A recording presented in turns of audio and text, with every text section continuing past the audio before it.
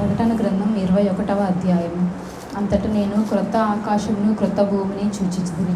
మొదటి ఆకాశమును మొదటి భూమియు గతించిపోయిను, సముద్రము ఇకను లేదు. మరియు నేను నూతనమైన యెరూషలేము అను ఆ పరిశుద్ధ పట్టణము తన భర్త కొరకు అలంకరింపబడిన పెండ్లి కుమార్తె వలె సిద్ధపడి పరలోకమందున్న దేవుని యొద్ద నుండి దిగివచ్చుట చూచితిని. అప్పుడు ఇదిగో, దేవుని నివాసం మనుషులతో కూడా ఉన్నది. ఆయన వారితో కాపురముండును, వారు ఆయన ప్రజలై ఉందురు. దేవుడు తానే వారికి దేవుడై ఉండి వారి కన్నుల నుండి ప్రతి బాష్ప బిందువును తుడిచివేయును.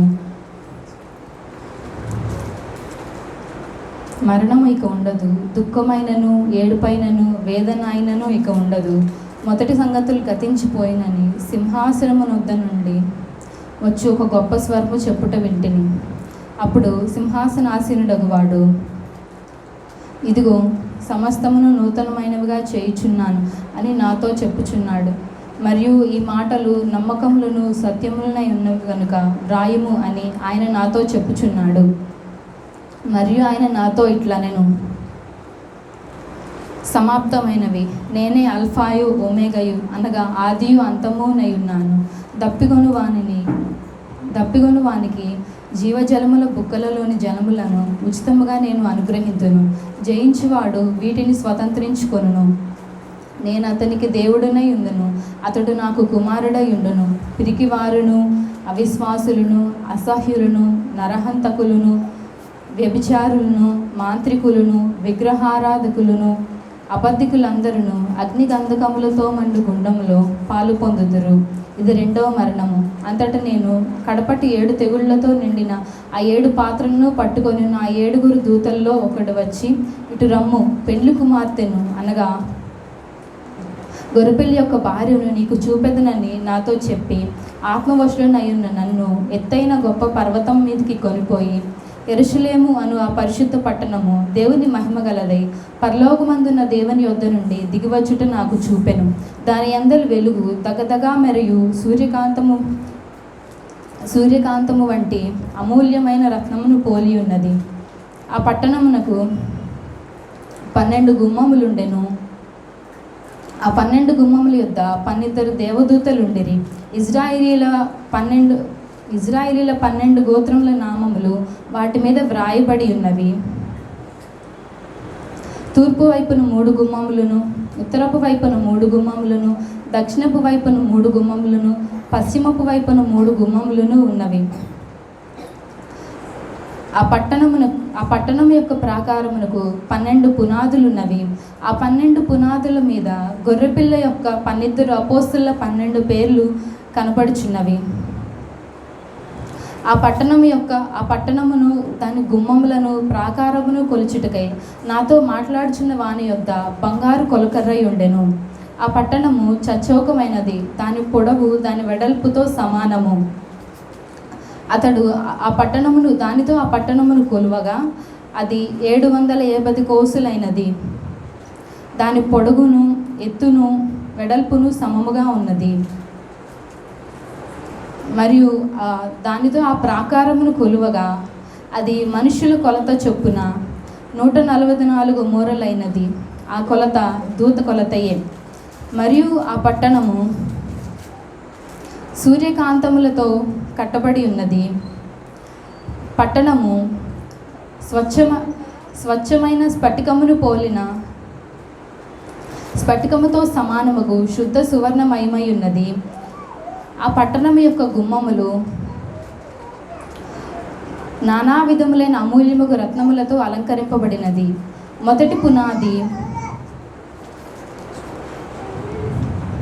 మొదటి పునాది సూర్యకాంతపు రాయి, రెండవది నీలము, మూడవది యమునా రాయి, నాలుగవది పచ్చ, ఐదవది వైడూర్యము, ఆరవది కెంపు, ఏడవది సువర్ణరత్నము, ఎనిమిదవది గోమేధికము, తొమ్మిదవది పుష్యరాగము, 10వది సువర్ణల సునియము, 11వది పద్మరాగము, 12వది సుగంధము.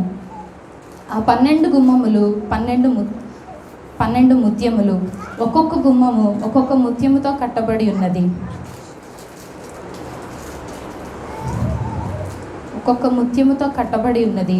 ఆ పట్టణము శుద్ధమైన సువర్ణం వలె స్వచ్ఛమైన స్ఫటికమును పోలి ఉన్నది. దానిలో నాకు ఏ దేవాలయమును కనబడలేదు.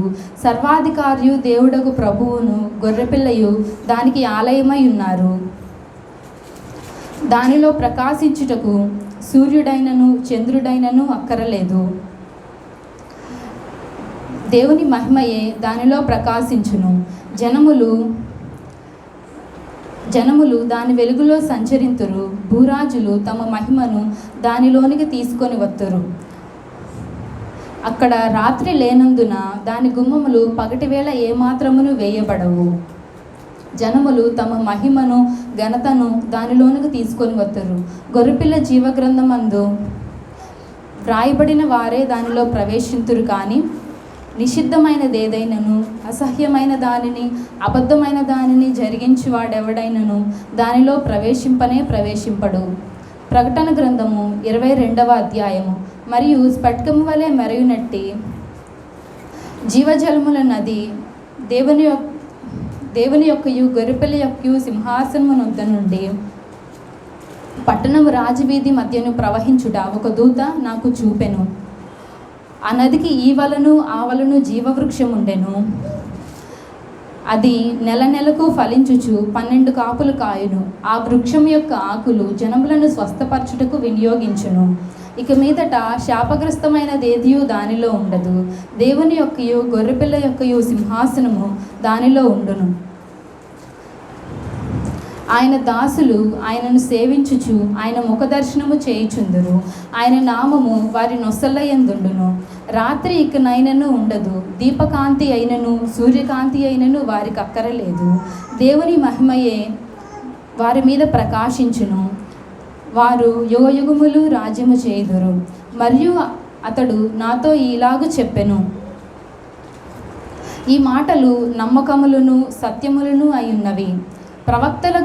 ప్రవక్తలకు ఆత్మలకు దేవుడైన ప్రభువు త్వరలో సంభవింపవలసిన వాటిని తన దాసులకు చూపుటకు ఆయన తన దూతను పంపెను.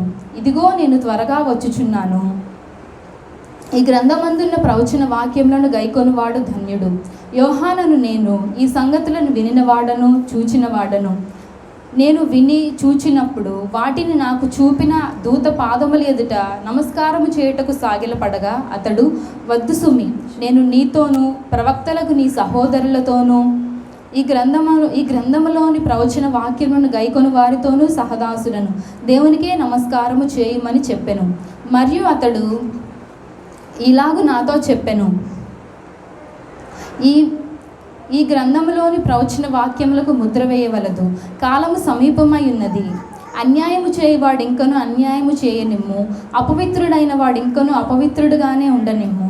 నీతిమంతుడు ఇంకను నీతిమంతుడుగానే ఉండనిమ్ము. పరిశుద్ధుడు ఇంకను పరిశుద్ధుడుగానే ఉండనిమ్ము.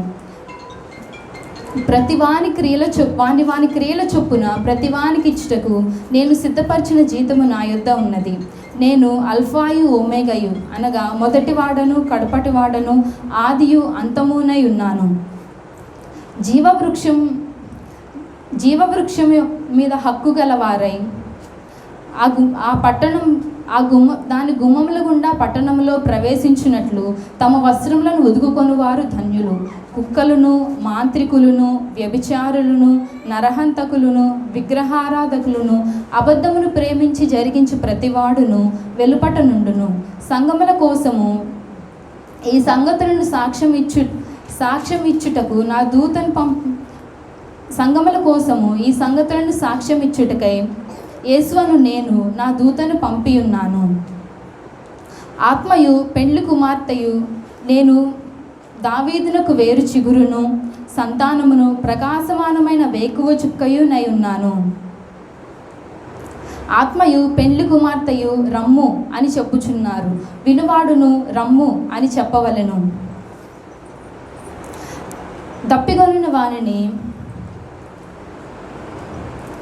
దప్పిగొనిన వానిని రానిమ్ము. ఇచ్చయించు వానిని జలములను ఉచితముగా త్రాగనిమ్ము. ఈ గ్రంథమందున్న ప్రవచన వాక్యములను విను. మీతో నేను సాక్ష్యమిచ్చినదేమనగా,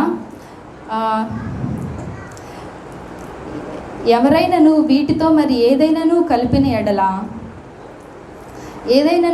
ఎడల ఈ గ్రంథమందు వ్రాయబడిన తెగుళ్ళు దేవుడు వానికి కలుగజేయును.